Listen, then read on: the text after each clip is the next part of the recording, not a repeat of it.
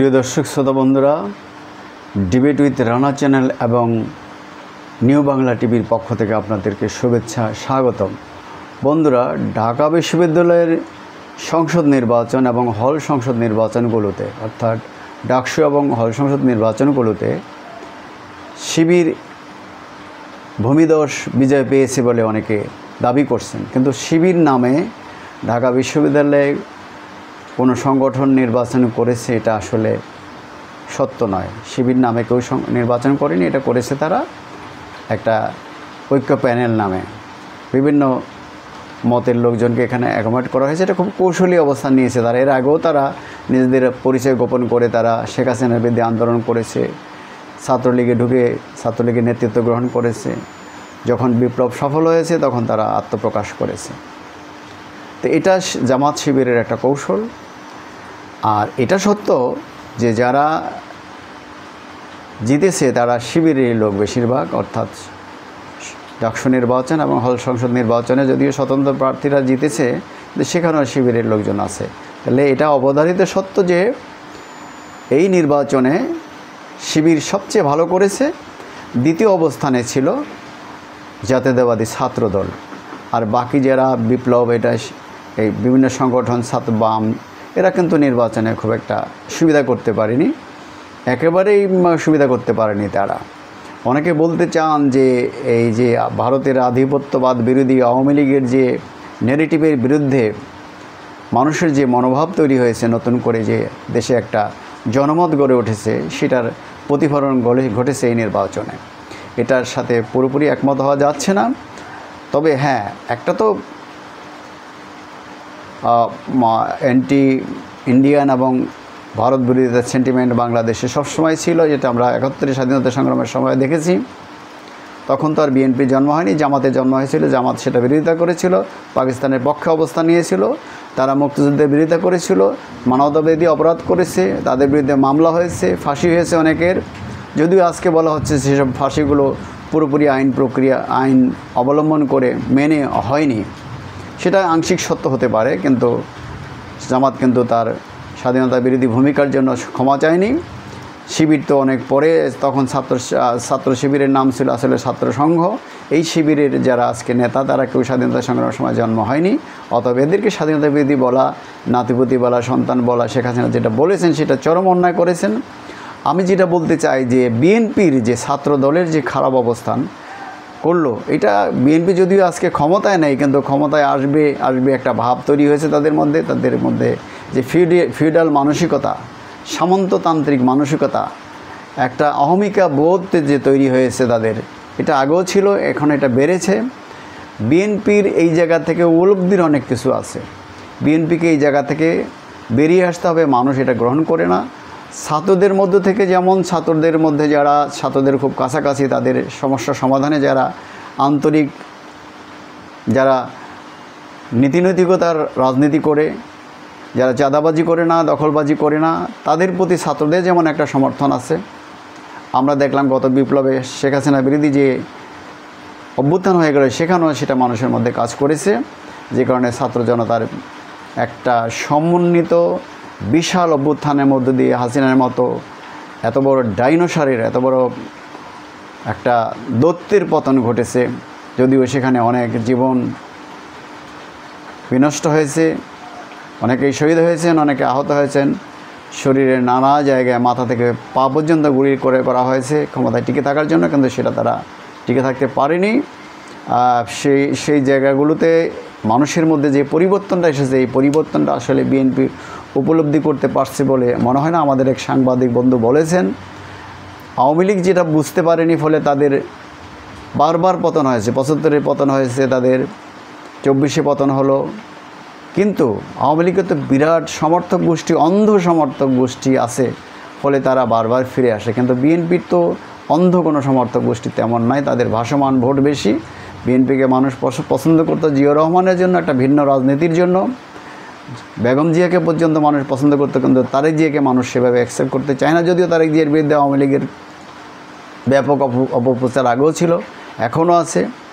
হ্যাঁ, তারিখ যে নির্বাচনকে সামনে রেখে আগামী মধ্য ফেব্রুয়ারিতে যে নির্বাচনের তারিখ ঘোষণা করা হয়েছে, সামনে রেখে তিনি হয়তো ডিসেম্বর নাগাদ দেশে আসবেন।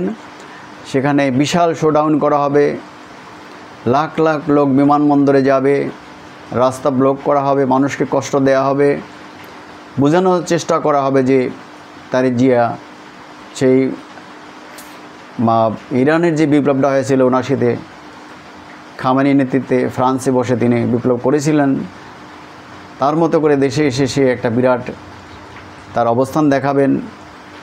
এটা খুব বেশি কার্যকর হবে বলে আমার কাছে মনে হয় না। আসলে বিএনপির উচিত এই পুরানো ধ্যান ধারণা, সামন্তবাদী চিন্তাধারা থেকে বেরিয়ে এসে সাধারণ মানুষের যে চিন্তাধারা, যে পরিবর্তনের চিন্তাধারা, মানুষের মধ্যে যে ব্যাপক চিন্তাধারার পরিবর্তন হয়েছে, মানুষের রাজনীতি করতে হবে, মানুষের পক্ষে কাজ করতে হবে, মানুষের সাথে খারাপ ব্যবহার করা যাবে না, দখলবাজি করা যাবে না, চাঁদাবাজি করা যাবে না, মানুষের সাথে খারাপ ব্যবহার আচরণ করা যায় না, সংবাদপত্রের স্বাধীনতা মেনে নিতে হবে, মানুষের মত প্রকাশের স্বাধীনতা মেনে নিতে হবে, পুলিশি শাসন কায়েম করা যাবে না যেটা হাসিনা করেছিল, লুটপাট করা যাবে না, ব্যাংক লুট করা যাবে না, বিদেশে টাকা পাচার করা যাবে না, ভোগবিলাসে মানুষেরকে চোখের সামনে যেখানে বহু মানুষ না খেয়ে থাকে, বহু মানুষ তার সামান্য আয় ভেঙে চলছে কষ্ট করে, যেই সরকারও সেটার গুরুত্ব দিচ্ছে না বা তারা পারছে না।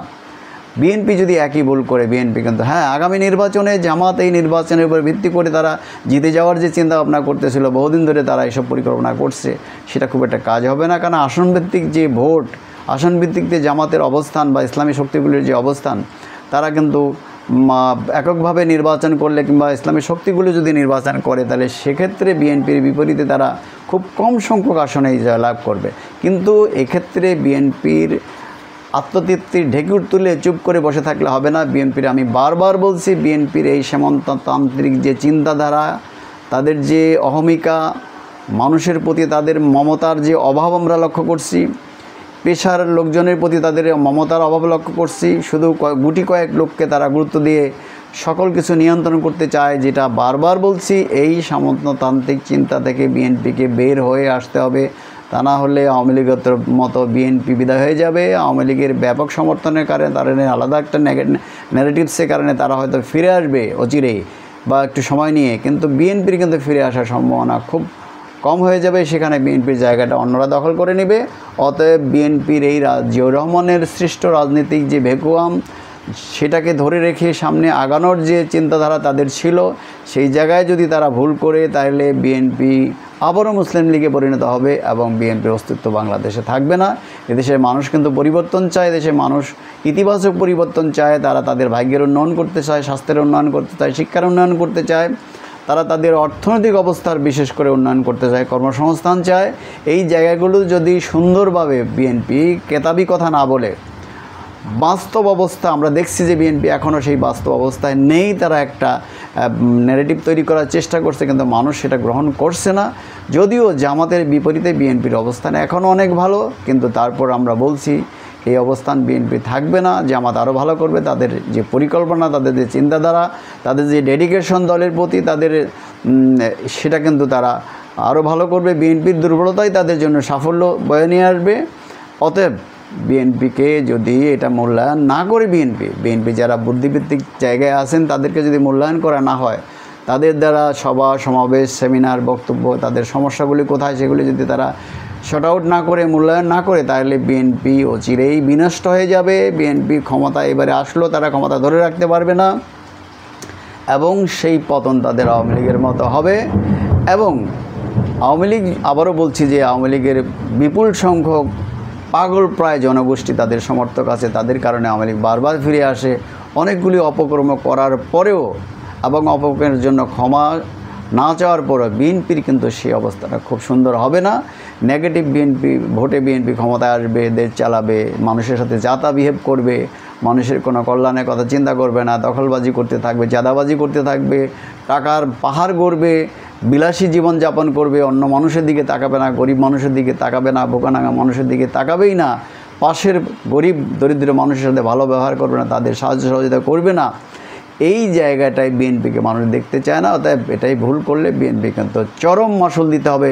সেজন্য তারেক জিয়া, বেগম জিয়ার অসুস্থ, এখন আমি তাই বলবো না, তারেক জিয়াকে এগুলি চিন্তা করতে হবে। তারেক জিয়া এতদিন লন্ডনে থাকার কারণে তার জ্ঞান বুদ্ধি বিবেচনা কতটা বৃদ্ধি পেয়েছে, নাকি তারা এই দেশে যে চামচা শ্রেণী সৃষ্টি করেছে তাদের মধ্যে উপর নির্ভর করে তারা চলতে চায় আমরা জানি না। তবে তার চিন্তাধারায় পরিবর্তন আসা উচিত।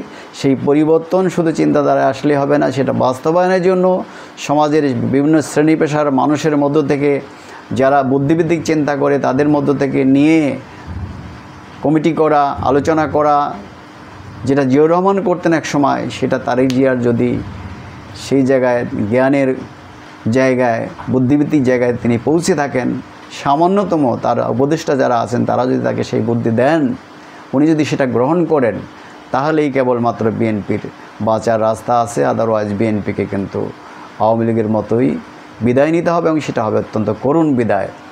আমি আবারও ডিবেট উইথ রানা চ্যানেল এবং বাংলাদেশ নিউ বাংলা টিভির পক্ষ থেকে আপনাদের শুভেচ্ছা জানিয়ে আমার এই চ্যানেলটাকে সাবস্ক্রাইব করার জন্য, লাইক শেয়ার করার জন্য, আমাকে নতুন ভিডিও তৈরি করার প্রেরণা দেওয়ার জন্য আপনাদের প্রতি স্বনির্বন্ধ অনুরোধ জানাচ্ছি। আমি জহিরুল হক রানা, সাবেক সিনিয়র সাংবাদিক, বাংলাদেশ সংবাদ সংস্থা। আমার জন্য আপনারা অবশ্যই দোয়া করবেন, আমিও সকলের জন্য দোয়া করব। আসসালামু আলাইকুম।